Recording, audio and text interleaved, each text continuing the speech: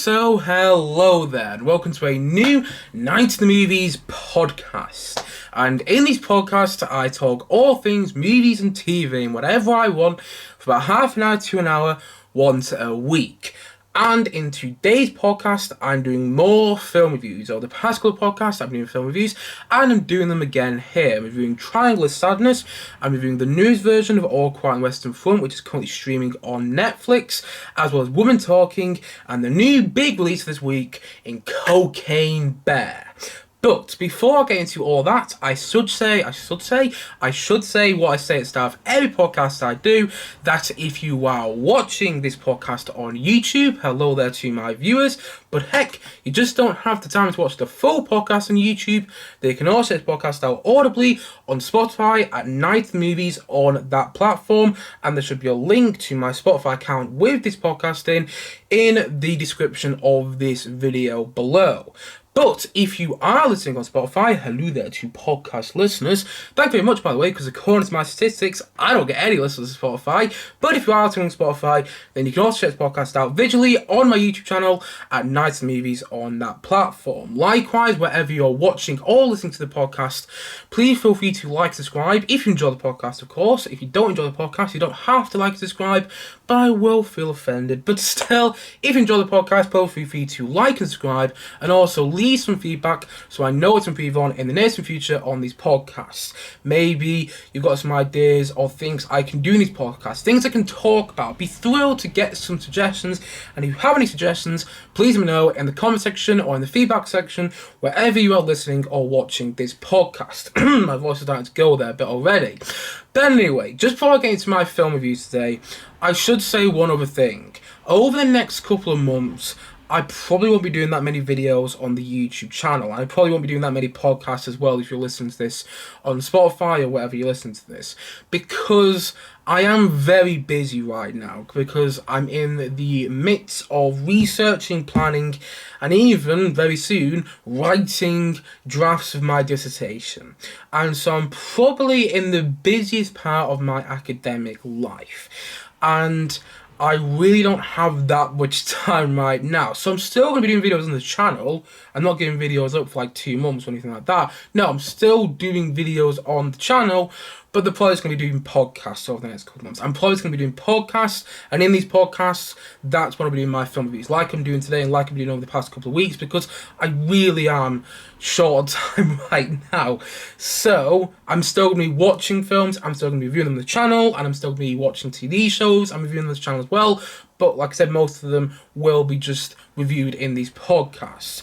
And I might have a couple of weeks or so here and there where I do like 1 or 2 videos. Like on the week of the Oscars, I might do 2 videos that week because that's a bit of a different circumstance. But for the most part, videos on this channel, if you are watching through YouTube, will just be podcasts over the next couple of months because I am really busy.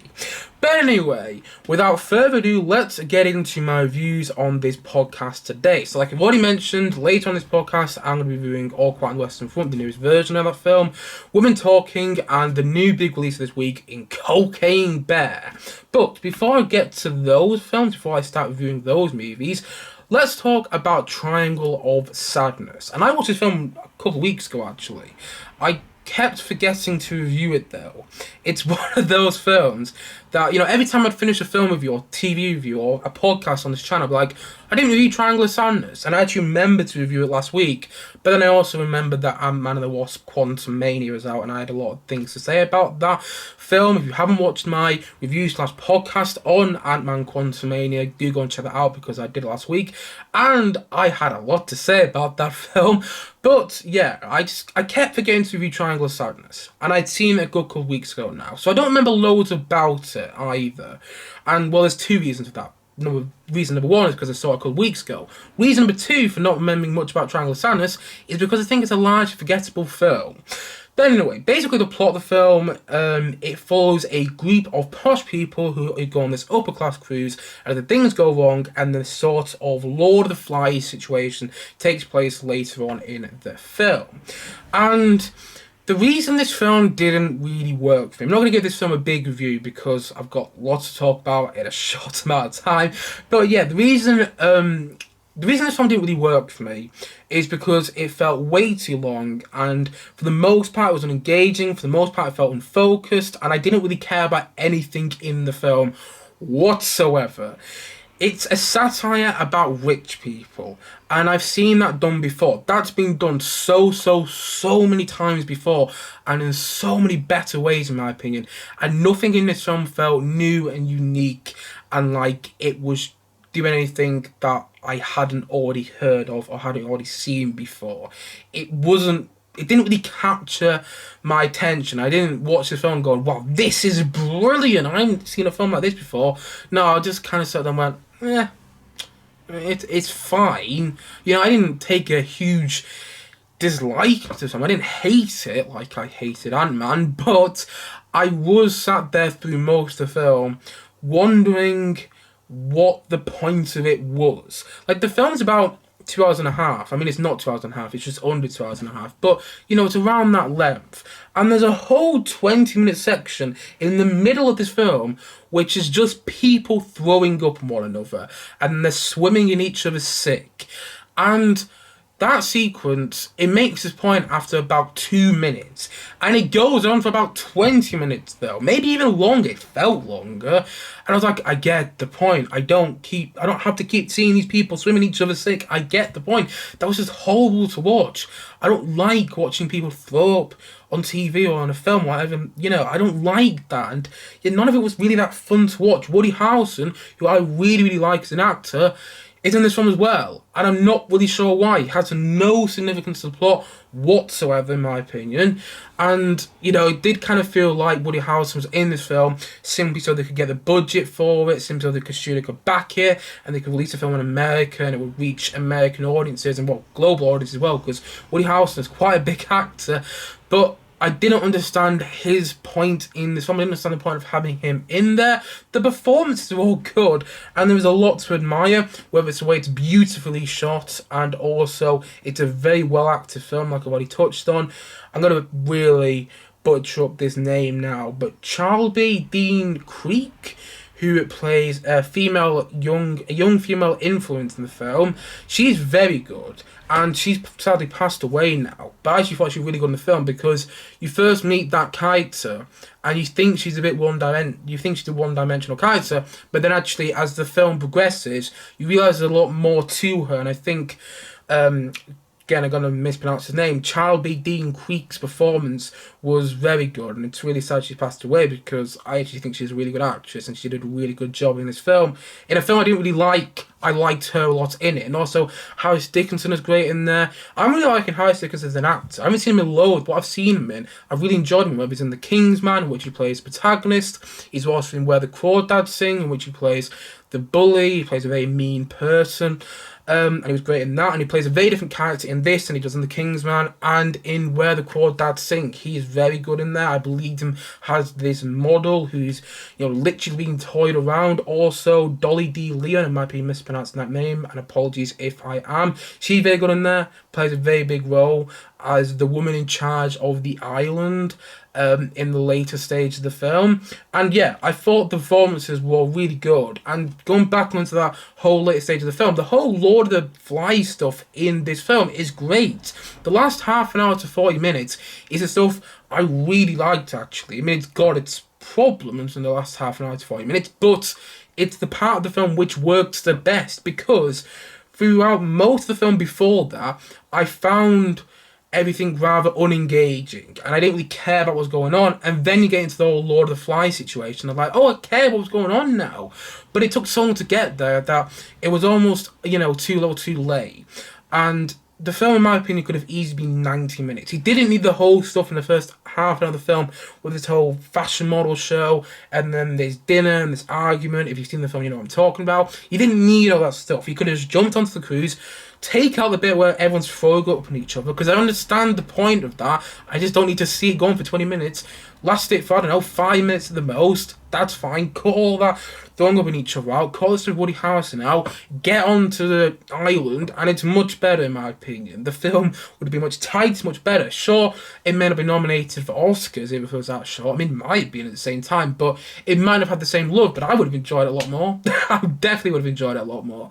I didn't find it that entertaining, and it felt unfocused throughout a lot of its runtime, and it just felt bland as well. Like, there were good moments in there. There are good moments in this film, but for the most part, I really struggled to get through it. I paused it about an hour and 40 minutes in, and I went to the loo, and then, because I was watching this on Amazon Prime, by the way, and I came back down to the TV, and I thought, oh, I've only got about 20 minutes left. You must do. I felt like I've been watching this film, for about 5 hours. We still had another 40 minutes or so left. I was like, I mean, what? We still have an hour left. But I'm saying that we still had so much of the film left. It was kind of insufferable to watch, but I liked the last half an hour. And one other thing I'll say about this film, and this will only apply to people who have seen it, and it's a bit of a mild spoiler, so if you don't know anything about Triangle Ssdness, skip over the next 2 minutes of this podcast. Basically, with the ending in mind, and if you've seen the film, you know what I'm talking about, with the ending in mind, when the people arrive at the island in this film and they set off the flares, how does no one see them? That's all I'll say. Keep the ending in mind there. And if you have an answer for me and you've seen this film, please let me know in the comment section below. And also let me know your thoughts in the comment section below on this film as well. But like I said before, for me, it was unengaging, unfocused, and could have easily been 90 minutes. And yeah, didn't really work for me. And it's just another one of those Oscar films which I don't really get. It's in the same realm as Tar and The Whale. I know The Whale wasn't nominated for Best Picture, but it's also got a lot of Oscar buzz because of Brendan Fraser's performance. And that's another film that I just didn't really get. And Triangle Ssdness fits in that category of Oscar films that aren't really for me. And so, all in all, I'm going to say Triangle Ssdness, I'm going to say it's a 3 out of 10. I wouldn't discourage anyone from seeing this film because there's a lot to admire in there with the way it's shot and the way it's acted, but yeah, this one didn't work for me.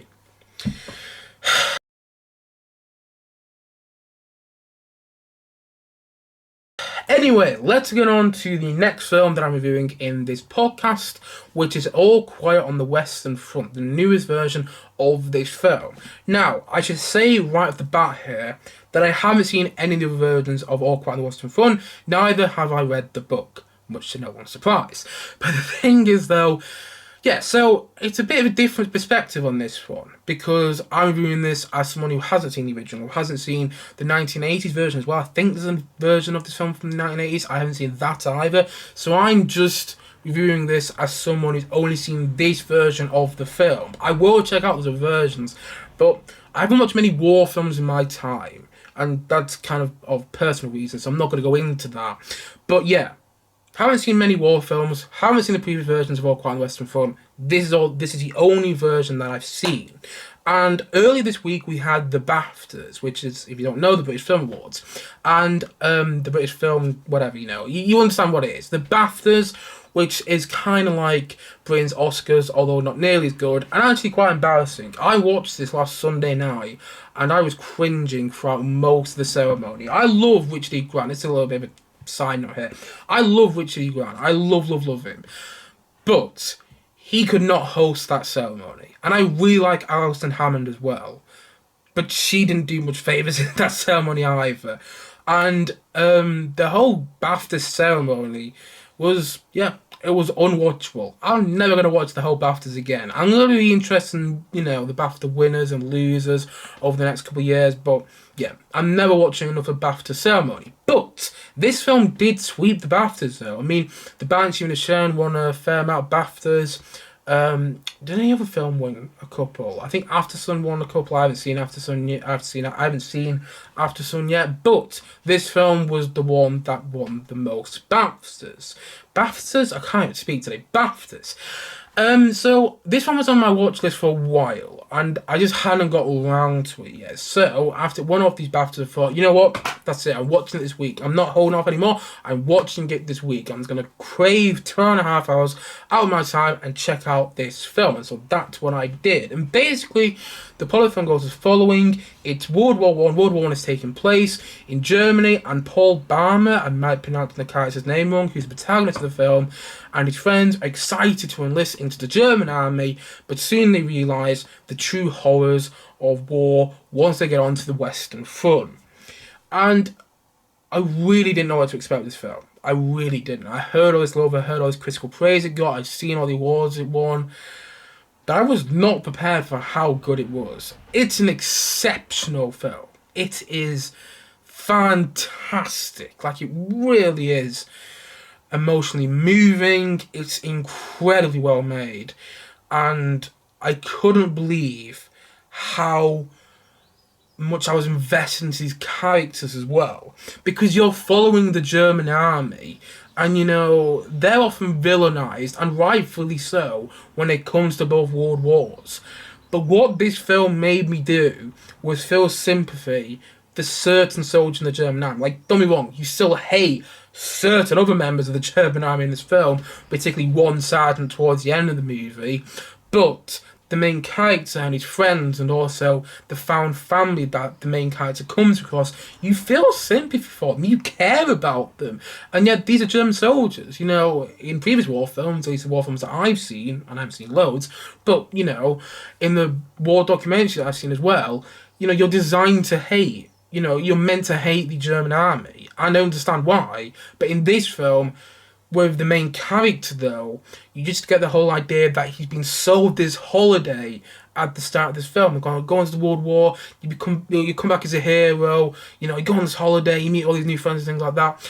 And then once you get into the battle sequences, it is a horror movie. It really is. But the film did a great job of actually making me care about German soldiers, which I didn't expect it to do. And also, like I said before, it's a horror movie. It is, at times, really hard to watch. Like, imagine the opening half an hour, or opening 20 minutes or so, of Saving Private Ryan, but for 2.5 hours. That's what it feels like. And I do actually think this one was better than Saving Private Ryan, by the way, and that's a film I really, really like, but I do think this one is better. But yeah, it's gory, and it's intense, it's suspenseful. You're watching these sequences which take place in the trenches, and you genuinely don't know where the sequences are going. There's a whole sequence with tanks, and yeah, it's terrifying, that whole sequence there. I'm not going to get into detail there. I was about to say what else happened, but no, it's a really, really horrifying sequence. And also, it's very gory. And, like, the scary sequences in the film don't always take place in the battles as well. They always take place in the trenches. There's one sequence in particular in the infirmary. I might pronounce that word wrong, and apologize if I am. But there's one sequence in particular there in the infirmary which was really shocking. The whole film is in itself really hard to watch. You know, it's not your Saturday night viewing or anything like that. It was a really tough watch. I know I keep saying that, but it really, really was. Like, I didn't expect it to be this tough to watch. And I struggled at times to keep my eyes on the screen, but at the same time, it's so well made and it's so beautifully crafted, you can't help but watch it though. I forgot the director's name is, and I don't have it up here on my screen right now, but he did an amazing job, the director, making these sequences masterfully, you know, directing everything, making these battle sequences feel easy to direct when they're really, really not, and making everything feel just terrible for most of the film. It feels like you're going on this really tough walk, much like the people in the trenches. You feel like you're in the trenches in this film. That's what I'm trying to say there. You feel like you're in the trenches with the soldiers, and it's immersive. And I'm really annoyed that I saw it on Netflix. That's my biggest criticism. I wish I saw it in the cinema. I know it got a brief theatrical release last year because it came out in 2022. I've just only got around to viewing it now. But I really wish I saw it in the cinema because I think I would have had a much more visceral experience if I did. But I'm still really happy that I saw it. And I also thought the musical score was very good. Not the sort of musical score you would expect for a film like this. And yeah, I was really taken by it. It's also got some moments of light in there though, which made it more emotional to watch and more moving. Like this whole idea of found family, because I'm not going to spoilers actually, but you know, our main character goes into the war and well, his friends are not in the film too much, let's just say that. And then later on in the film, you get this whole story, found family. This our main character's found himself some brother-like characters, and I really, really like that. Some people he can rely on, and that part of the film was the moments when I was like, oh, this is quite nice to actually watch. These are parts of the film where I can actually relax a little bit. But then even in those parts, they're a bit short-lived. Honestly, I love this film. It's exceptional. If I watched it and reviewed it last year, it probably would have been in my top 5 of the films of 2022. Annoyingly though, I didn't. I need to keep a watch out for more films like this because, yeah, absolutely brilliant. I can see why it's winning all these awards. I wouldn't put it past the Oscars giving this Best Picture. I really, really wouldn't. I hope it does, actually. I hope it does win Best Picture. Because I do think this is a better film than Say Everything Everywhere. And, I think this is a more difficult film to make than The Banshees of Inisherin. So, I'm not going to be bothered really what film wins out of like The Fabelmans, Banshees of Inisherin, Everything I've Ever Want, or this film. But I can see this film winning Best Picture, and I'd be happy if it does. That's what I'm trying to say. That I'd be happy if it does win Best Picture because it's massively directed, it's beautifully shot, the acting is superb. The one who plays the main character, again, don't have his name on the screen right here, but yeah, he's great in there, and I was blown away by this film. Honestly, it's a horror film. It's terrifying to watch at times, and it really immerses you into the trenches, and it's a war film that will stick with you for a long while. It's a tough watch, but it's a worthy watch, and I really, really, really loved it. Thought it was absolutely amazing, and yeah, I'm thinking about watching more war films now after this one. Definitely am. Yeah, not all what I expected, but absolutely brilliant. In fact, it was incredible. And so I'm going to say that's All Quiet on the Western Front. I'm going to say it's a 9 out of 10. This film's currently streaming on Netflix, and I'd highly recommend it, especially if you were thinking about watching it before and you haven't watched it yet. Do go and check this one out because there's a reason it's winning awards. There's a reason it is. It's Best Picture worthy. Like I talked about in my review of The Fabelmans. I thought The Fabelmans was Best Picture worthy, and I also think this film is. I think it's far better than Triangle of Ssdness and far better than Tar, and I think it does have a chance of winning Best Picture. It probably won't, but I'd be happy if it does.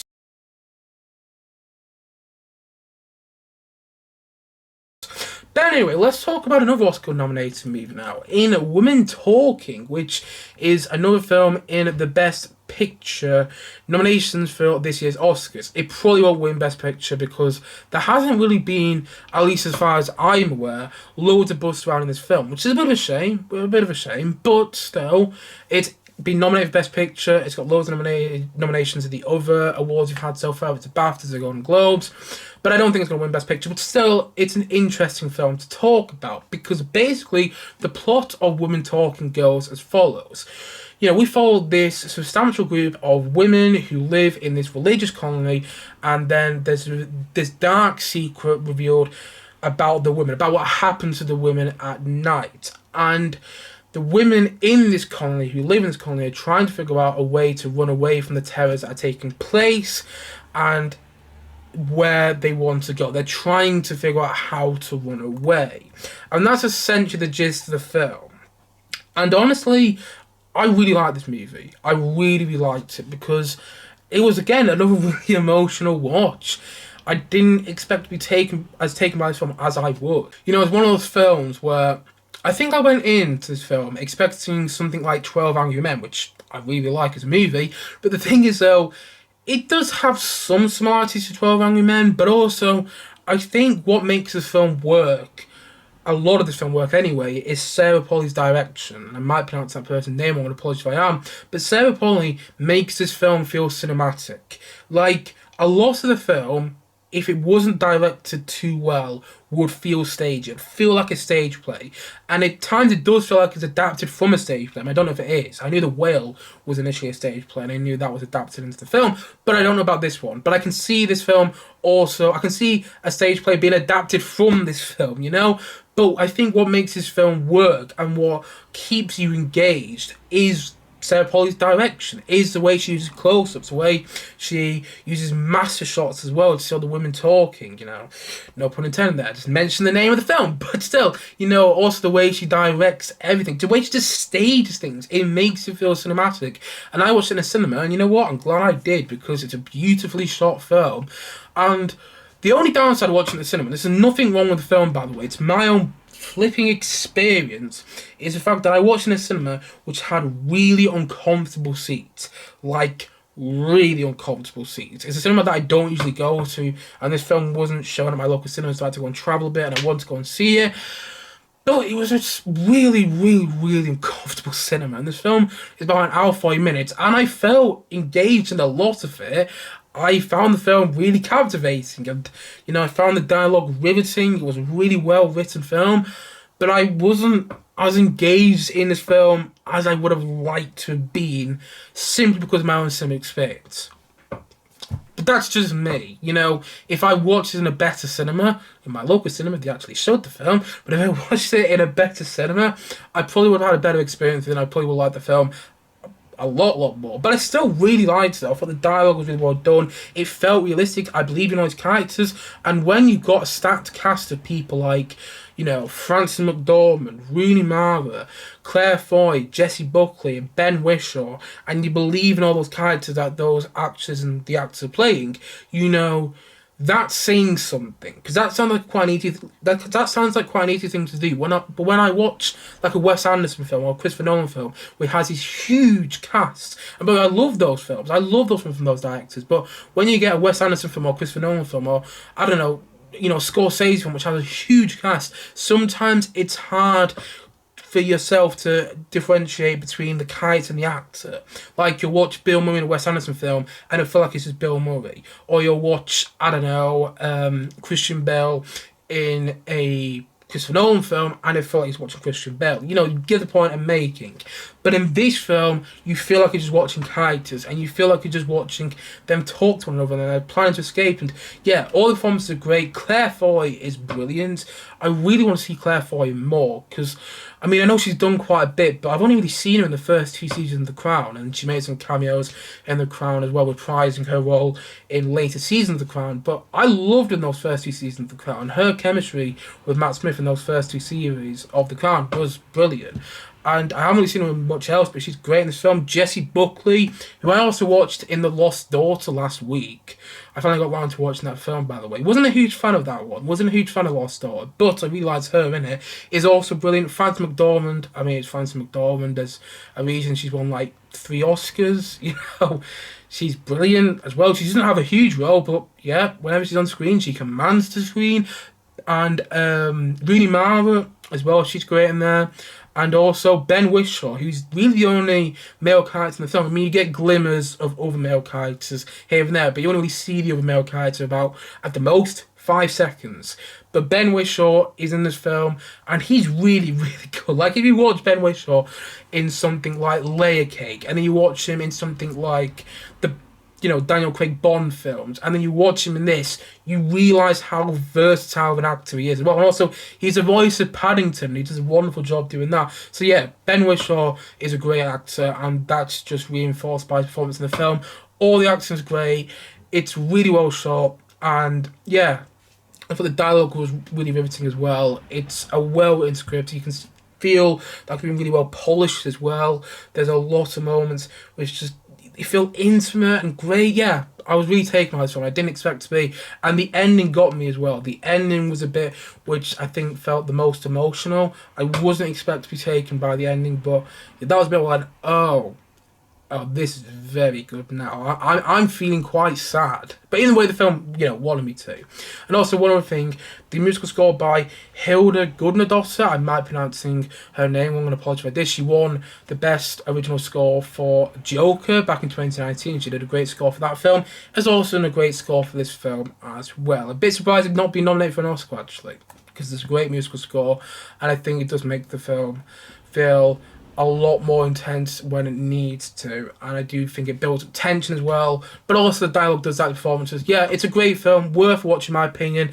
It does what it says on the tin as well. It's called Women Talking, which isn't the best name when you think about it for a film.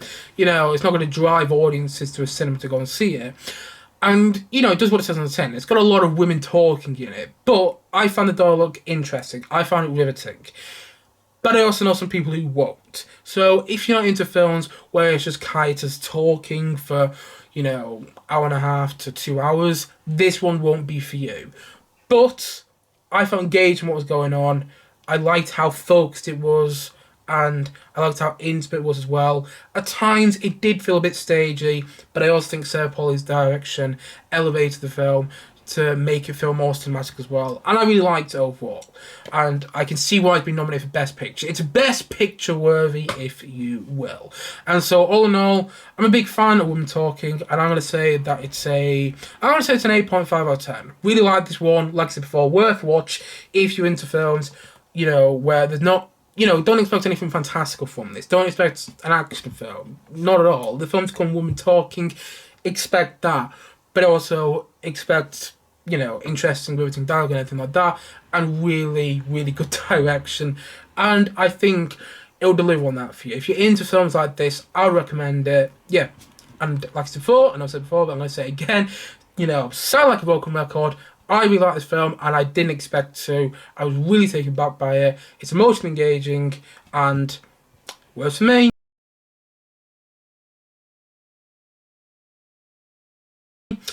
Anyway, that's my view of Women Talking. That's all the tough reviews over with. All Quiet on the Western Front is a tough film to get through, and Women Talking is quite an emotional film. And Triange of Ssdness, which is a tough film to get through in itself because it felt so bloody long. But now let's talk about the fun film in this podcast. Let's talk about Cocaie Bear. So this is a new big film of this week. Came out on Friday. I think this podcast has gone out on Sunday, so it's been out for a couple of days now. It's directed by Elizabeth Banks, and it's got a huge cast of Kerry Russell, O'Shea Jackson Jr., Alden Ehrenreich. Alden Ehrenreich played the young Han Solo in Solo: Star Wars Story, and also the late great Ray Liotta's in there as well. And it's got a huge cast of many other actors in there as well. Okay, so basically the film is inspired by a true story. Now, the true story of Cocaie Bear is very different to the story we get in the film. The true story is not that interesting, to be honest. It's more funny than anything. And if you want to know the true story, go and look it up. But this film is inspired by a true story, loosely inspired. Essentially, it's just the whole Cocaie Bear idea. But the film follows this cocaine, which is being transported on this plane, and then things go wrong, and this bear ends up getting this cocaine, and then it starts going and violently killing people in a very Sam Raimi fashion, and things get quite gory and get quite gruesome, and the film follows all these different characters that are in this forest where the bear is, and they just have to try and survive and get this cocaine back. And it's, it's a very silly film. The film's called Cocaie Bear, and at times it does feel like it doesn't really show the bear as much as it could do. Like, there are times when you want the bear to be on screen more. It's not quite as crazy as, say, the trailer implies. And also, the comedy isn't as funny as you might want it to. There were times in the film I wasn't sure whether to laugh or not. And there was times in the film as well where there was straight-up comedy which just fell flat for me. But also, it is entertaining. It's so fun to watch this film. I had a great time with it, and I watched it in a cinema which was pretty packed. full of, secondary school kids and stuff like that. And they were all having a whale of a time with the film.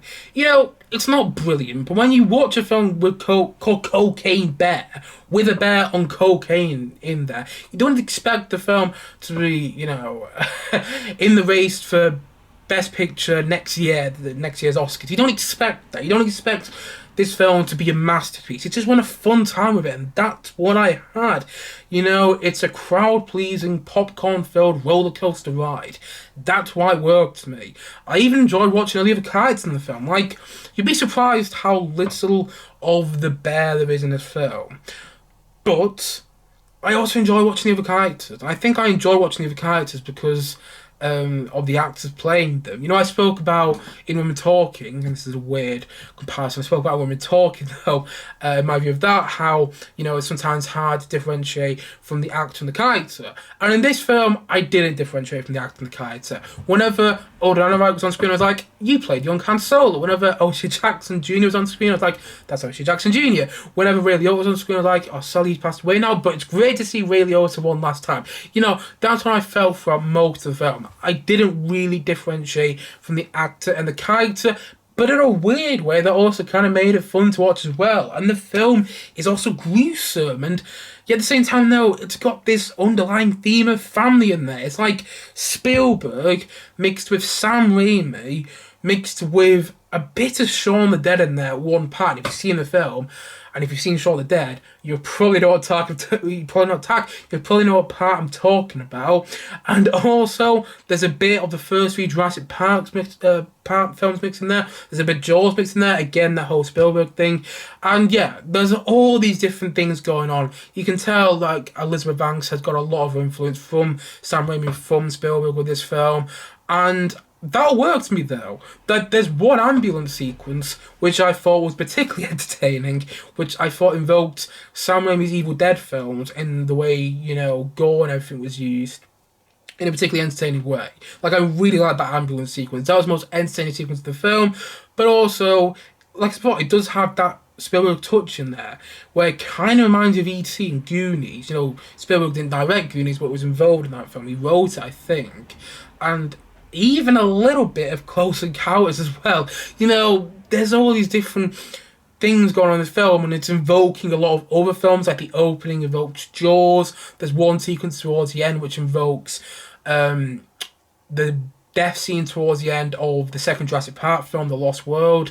And there's lots of things like that. And also, I liked how it focused on family, because at the start of the film, you just feel like it focused on human family, but then towards the end of the film, not to give too much away, it focuses on theirs as well.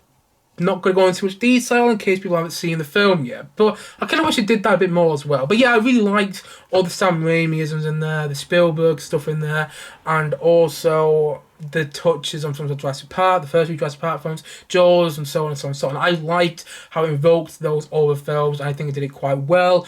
All the Cocaine Bear stuff is great. Watching this bear on cocaine is so funny, but also at the same time, though, kind of scary at times. It's nothing that made me jump out of my seat. It's not got any jump scares really, or actually kind of does now I think about it. I was watching this in the cinema with my brother who's next to me, and he jumped in a couple of times. So, maybe it does have some jump scares, but I didn't really get jump scared by this film, if you will. It is scary though at times, and I also think the CGI with the bear is good for the most part. It's a bit creaky from time to time, but the film didn't have the biggest budget in the world, and I think the bear looks good for what he's doing, and I thought the performances were all fun. It was great seeing Ray Liotta in there, and actually having the late great Ray Liotta in there also invoked a little bit of a Scorsese touch on this film. If you've seen the film, because there's this whole drug storyline, and having Ray Liotta, who was in probably the most famous Scorsese film in Goodfellas, which he was amazing in, by the way. Having him in there was kind of like, it was a bit of a Scorsese touch, just a little bit, but it is in there, and he was really great in the film, though. I really liked seeing Ray Liotta one last time. It's really sad that he's passed away, because I've been watching him quite a few films recently. I recently watched him in Copland as well. He was very good in that, and also Blow, the Johnny Depp and Penelope Cruz film, which is a very interesting film, and he plays Johnny Depp's dad in that film, and gives a very understated performance, but he's also very much present throughout most of the film. And yeah, I really enjoyed him in here. He felt like he was having a great time on set, and that comes across in the film as well. It's sad now that Ray Liotta's passed away. It really is, because he was a great actor, and this film just reinforces that. So yeah, all the performances are great. Really enjoy watching everyone. Also, one of the things to say here, Phil Lord and Christopher Miller.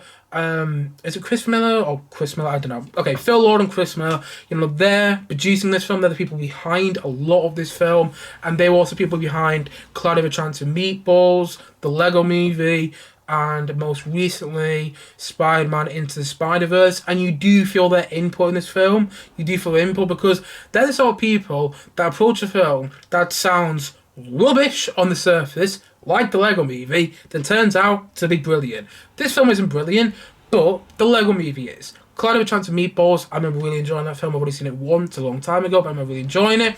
And Spider-Man Into the Spider-Verse, which I thought was going to be rubbish, like shockingly poor, turned out to be pretty damn good. And that sort of thing happens here. I did go into Cocaie Bear. I go into every film wanting to like it, but I expected I wouldn't like this film. I actually ended up enjoying it, and I think that is down to Elizabeth Banks' direction. I do think her direction is pretty good in this film, by the way, especially what it needs to do. It's not, world-class direction, but at the same time, though, it's good for what it needs to do. I think she stages scenes quite well. I think she makes it seem like these characters are actually interacting with this bear, even so CGI, you feel that they are actually interacting with what's taking place. But also, I also think a lot of that is down to, Phil Lord and Chris Miller. I just forgot their names right now. Phil Lord and Chris Miller. I think a lot of that is down to them as well. I think a lot of their input is felt into the film, and also a little bit of reunion between Phil Lord and Chris Miller as well with Odin Anawright, because Phil Lord and Chris Miller were meant to direct Solo. Things went wrong, and now they've got Young Han Solo, the guy who played Young Han Solo in this film. So it's nice that things got to work out and those people were able to work with each other. Slight jab at Disney as well, because I actually think Cocaie Bear's a bit better than Solo.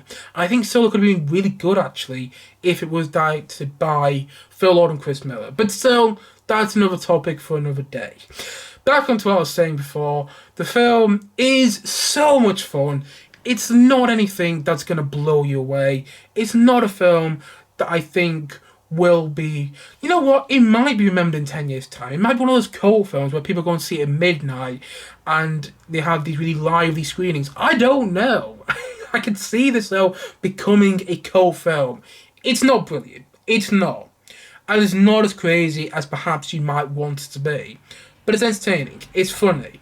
It's got comedy in the film, which works for me. And if you know me, if you've watched me for a long while, you know that I've been to see many comedy films at the cinema in the past, and everyone would be laughing but me, and I'm like, is there something wrong with me? But in this film, I was laughing with a lot of the jokes. Some of the jokes did fall flat, but the majority of the jokes worked to me. The performances were all really fun to watch.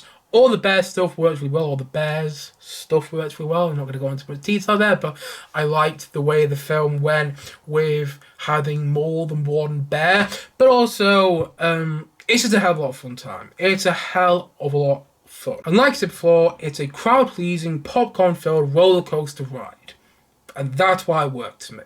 And so, all in all, I'm going to say that Cocaie Bear, I'm going to say it's a 7 out of 10.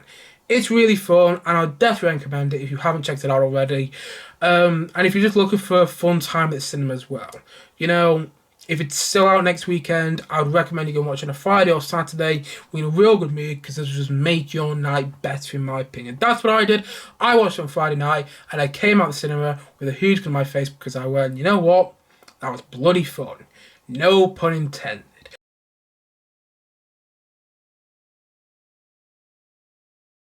But anyway, that's it today for my review and for my views, should I say, and this podcast. Thank you as always for watching, and if you haven't yet, please feel free to like and subscribe down below if you're watching on YouTube, or if you are listening to this on Spotify, please feel free to subscribe to the podcast, and also look forward to many more podcasts coming very soon on this channel.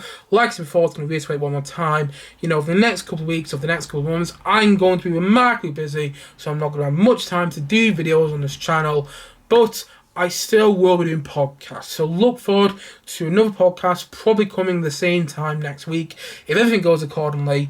And I'm just going to say it, well, I said it before, I'm going to say it again here. Thank you as always for watching, and I'll see you guys again soon. But bye for now. Bye.